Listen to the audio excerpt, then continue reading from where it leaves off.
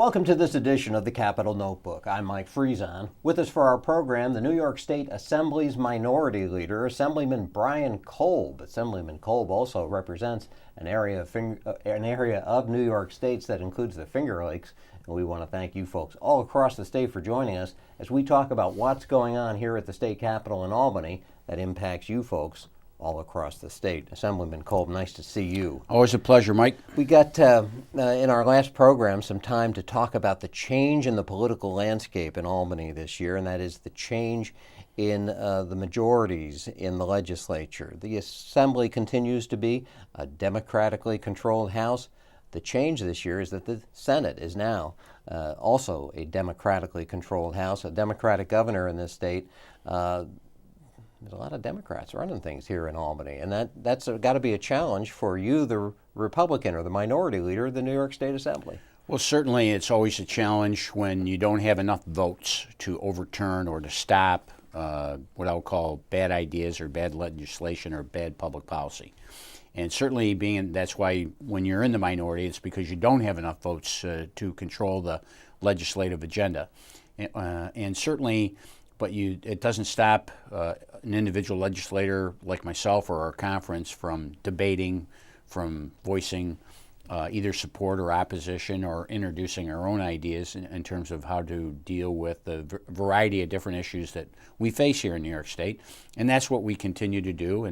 And we are heard, there's no doubt about that. And we do affect public change. It's just that no one's going to shout at the rooftops that, oh, look, we stopped this, altered this path, or decided to put something back into a budget or take something out of a budget because the Assembly Republicans said anything. That's never going to happen. But certainly, it's not a matter of getting credit. It's really a matter of just trying to do the right thing. I want to show a clip of from a couple of weeks ago when you were swearing in the newly elected members of the Assembly's Republican Conference.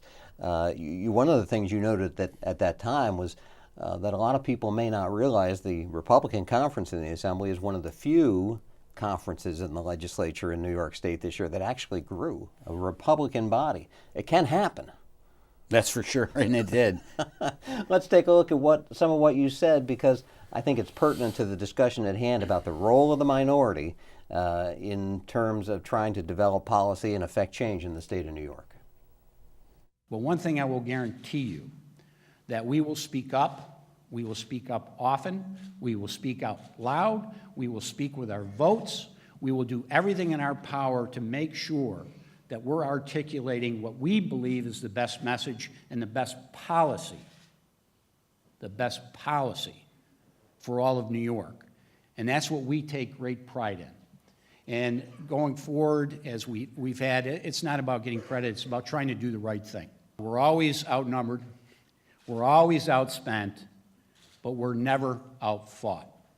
And the Mark Twain quote that I love to repeat is, it's not the size of the dog in the fight, it's the size of the fight in the dog. And that's our conference. I couldn't describe our conference better than that, because we're always up against it. You got some fight in this dog, do you? Well, I love that phrase by Mark Twain, because it really epitomizes what we do and how we conduct ourselves in the minority in the state legislature, and also back in our districts. Certainly, there are others that are bigger, stronger, have more resources than we do, but certainly we're never outfought and we're never out-debated. And I would say to you and to our viewers across the state that many of the debates, most of the debates that we have in the floor of the New York State Assembly are really won by Assembly Republicans on the merits of the public policy. We just don't have enough votes to stop a public policy or to alter it, at least on the floor of the Assembly. And really, that's our job. That's what that's the role of minority, is to hold the majorities accountable.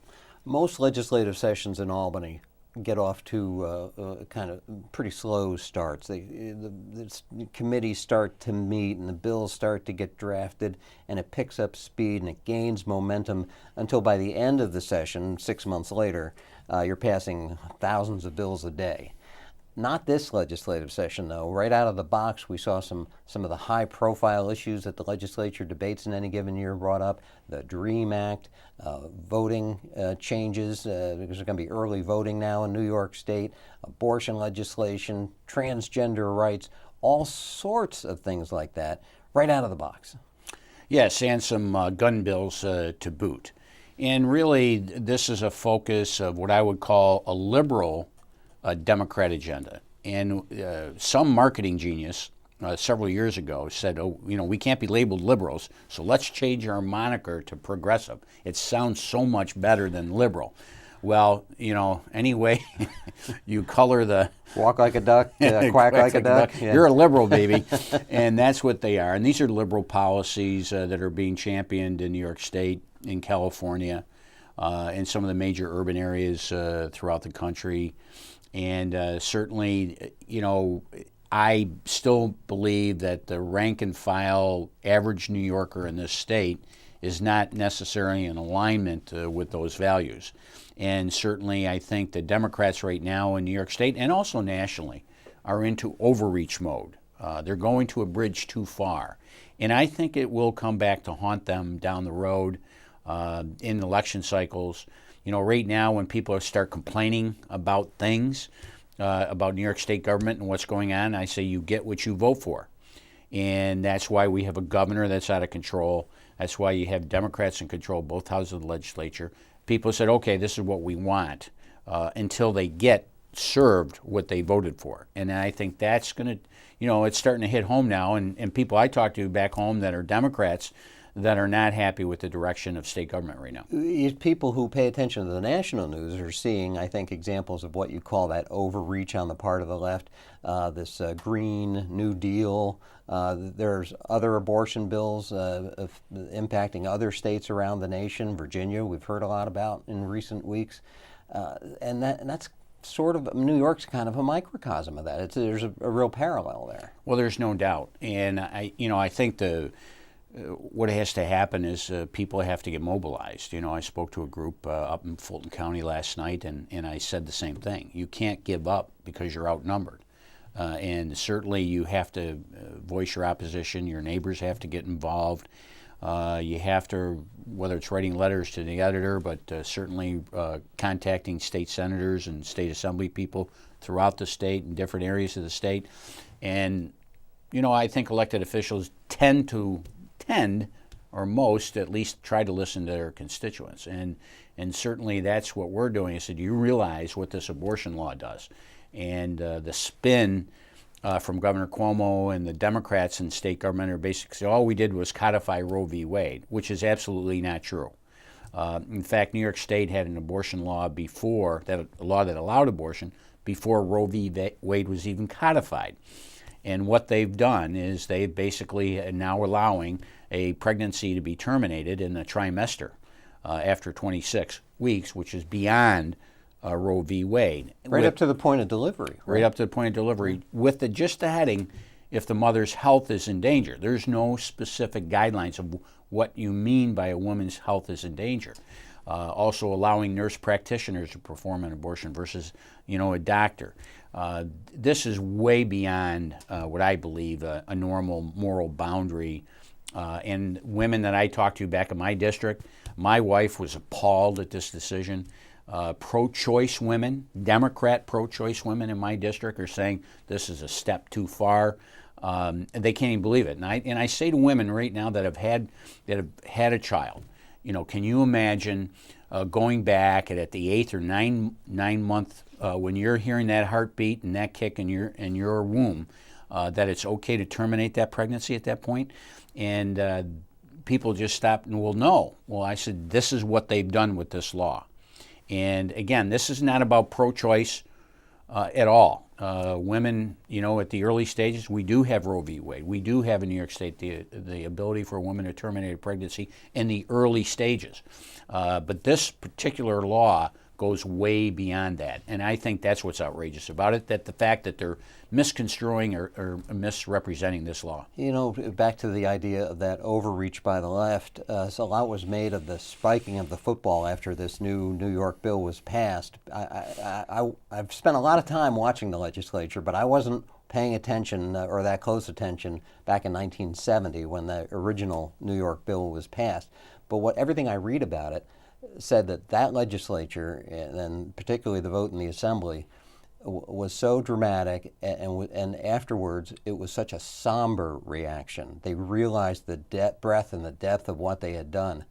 Not the case this past couple weeks when the bill passed here in Albany. There was hooting and hollering and celebrating and high-fiving and cheering and applauding, and the governor even lit the Freedom Tower in New York City in bright pink lights. And I think that really rubbed a lot of people in this state the wrong way. Yeah, it's arrogance, and it's a total disregard for the sanctity of a child in a woman's womb in the late term, in those last 2 or 3 months. And certainly I don't believe any of that's anything to celebrate. And that's why I'm clear when I'm communicating with women in my district and women across the state, is that, you know, I understand that if you're pro-choice, you need to terminate an abortion in early weeks for whatever the reasons that have to be. That's one thing. But when you start talking about aborting a fetus that's actually alive and breathing and has a heartbeat and kicking in your womb, and without really no guidelines to terminate that pregnancy in life, I think that's a real overstretch.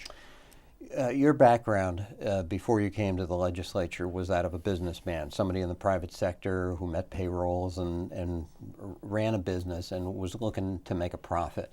All the social issues, putting that aside for right now, the budget process is underway here in Albany, and we're already hearing some pretty desperate things about the state's finances, a couple of $1 billion shortfall in terms of revenues. How things look this year? Well, first and foremost, again, I say this, that Governor Cuomo has a tendency to overstate the truth or not tell the truth more bluntly. And certainly this deficit has a lot to do with being a paper deficit in terms of high income earners and making estimated payments before into one calendar year versus another. And so there's a shift of revenue stream. That doesn't mean that the money has dropped off. It's just that the money is shifted into a prior year. And so is there a potential spending deficit? Yes. Do I think it's what Governor Cuomo is representing it to be? Is no. And certainly from a standpoint that there's, in my view, and I think the average person would understand this, the money that we've wasted, literally wasted in the billions of dollars in economic development with no transparency and no accountability, I think that'd be a great place to start if it really was a true deficit, is start curling back those spending initiatives by the governor. So, you know, there's going to be a battle on education because the legislature always wants more money. The governor says we don't have any money, and these are all staking out their positions for the negotiations between now the two Democrat majorities and the governor.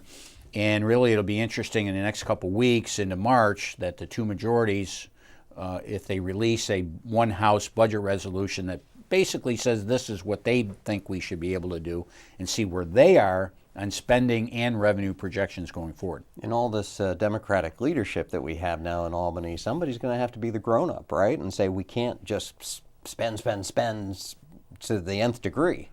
Well, we're going to be the grown-ups in the room, holding them all accountable to that. But I think really, and I've said this many times, I'll continue to say it, I think the real picture to watch from now till the end of June is, will the two legislative majorities seek to be independent from Governor Cuomo, or is it going to all be kumbaya? That's the picture we want to see. And that was what we will wait to see. We'll continue to meet with Assembly Minority Leader Brian Kolb over this 2019 legislative session and just see if that's the case or not. Brian Kolb, thanks for joining us Always today. a pleasure. We want to thank you folks too for spending your time, and we'll hope to see you soon for our next episode of the Capitol Notebook.